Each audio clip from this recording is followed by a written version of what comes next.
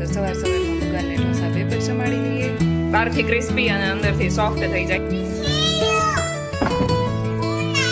આપણી 4 પ્લેટ ઇડલીની બની ગઈ છે. વરસાદ આવી રહ્યો છે, જો અહીંયા બધા છોકરાને રમવાની કેટલી મજા આવે.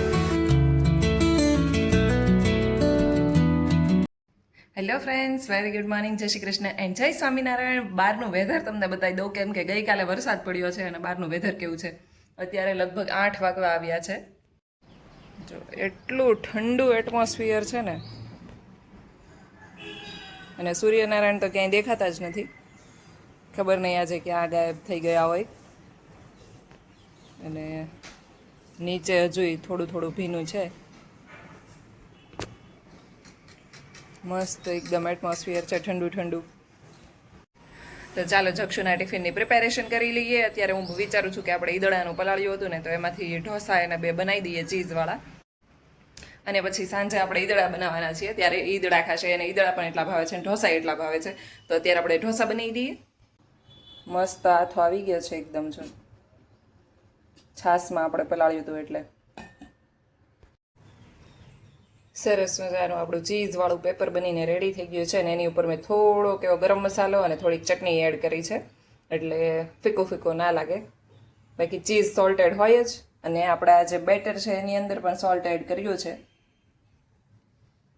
4 પેપર આપણા બનીને રેડી છે. ચાલો પાણીની બોટલ ભરી દઈએ, અને આ થોડા ઠરી જાય પછી આપણે ડબ્બામાં ભરી લઈશું. ચાલો તો સવારમાં ભગવાનને ઢોસા પેપર સમાડી લઈએ. જમો જમો રે પ્રભુ. અત્યારે બનાવવાના છીએ દમાલુ. તો નાની નાની બટેકીને આપણે બોઇલ કરવા માટે મૂકી દઈએ.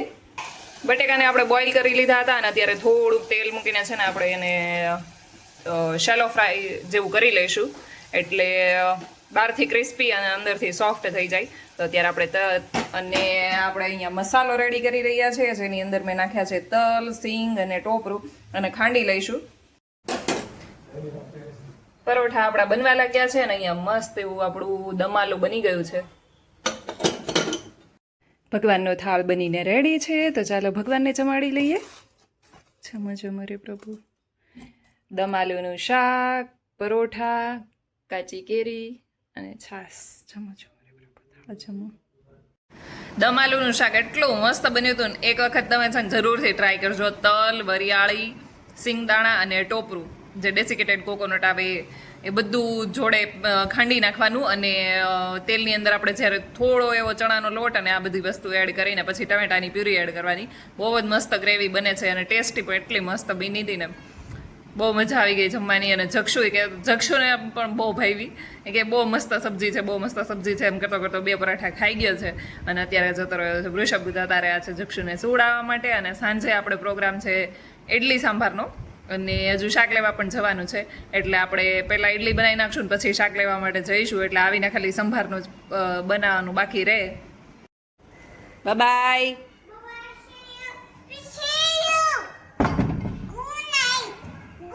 અત્યારે ગુડ નાઇટ થોડું હોય, ઇવનિંગ છે.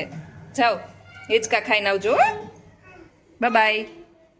વાગી ગયા છે 5:30, અને અત્યારે વૃષભ છે ને જક્ષુને લઈને નીચે ગયા છે, કેમ કે એને હિંચકા ખાવા હતા. અને મારે બનાવવાની છે ઇડલી અને સાંભાર.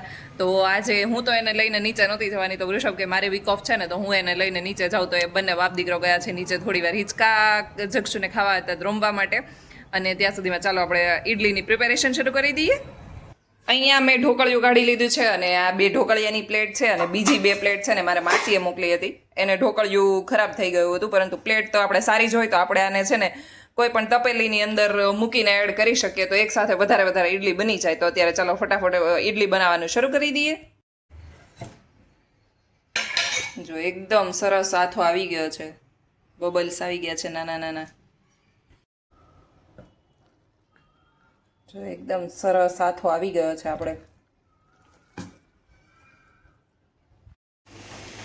આપણી 4 પ્લેટ ઇડલીની બની ગઈ છે. હમણાં થોડી ઠંડી થાય ને એટલે આપણે ઉખેડી લઈએ, અને બાકીની પાછી 2 પ્લેટ આપણે અંદર ચડવા માટે મૂકી દીધી છે. એકદમ સરસ ફૂલી ગઈ છે. જો આ નાની નાની પ્લેટ છે ને, એમાંય 5ની છે અને આ 6ની છે. આપણી આટલી ઇડલી બની ગઈ છે.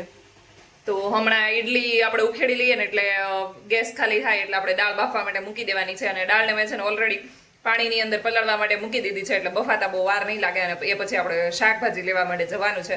તો એટલે આપણે છે ને 2 ગેસ શરૂ કરી દીધા હતા કે ફટાફટ ઇડલી બની જાય, અને ઇડલી આપણી બની પણ ગઈ છે ફટાફટ. અને હવે આપણે હમણાં દાળ બાફવા મૂકી દઈએ અને પછી આપણે જતા રહીશું. ઋષભને કહીશું કે ગેસ બંધ કરી દઈ. પછી જક્ષુભાઈ આવી ગયા છે ઉપર, કેમ કે ઓફિશિયલી ચોમાસાની શરૂઆત થઈ ગઈ છે ને બહુ વરસાદ આવી રહ્યો છે. જો અહીંયા બધા છોકરાને રમવાની કેટલી મજા આવે છે પાણીમાં. આ વખતે વૃષભ જક્ષુને આ રીતે રમવા મોકલવાનો છે પાણીમાં. કેમ ન ગયો? હે આ જો બધા છોકરા કેવા રમે છે વરસાદમાં, એમ રમવાનું.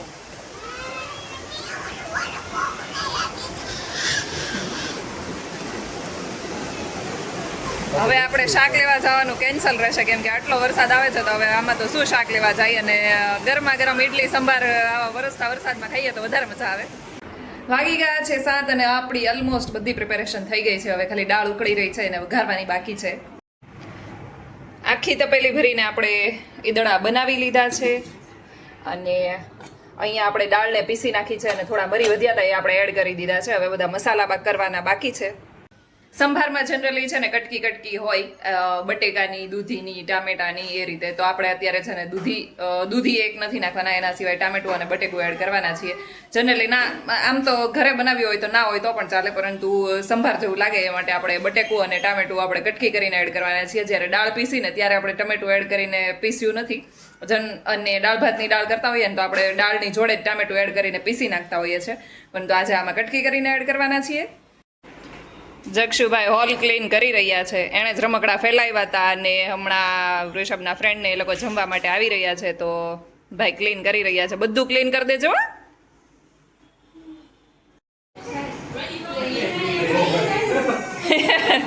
ઘણા લોકોને મારી જેવી હેબિટ હશે, કોઈ પણ મહેમાન ઘરે જમવા આવવાનું હોય ને તો એ આવે ને પહેલાં જ બધી રસોઈ બનાવી નાખે, એટલે મહેમાન ઘરે આવે ને તો એની જોડે બેસાય.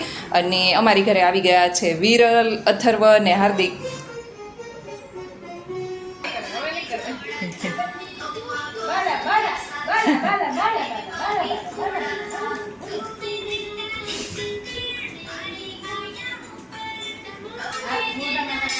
ભાવે છે તને?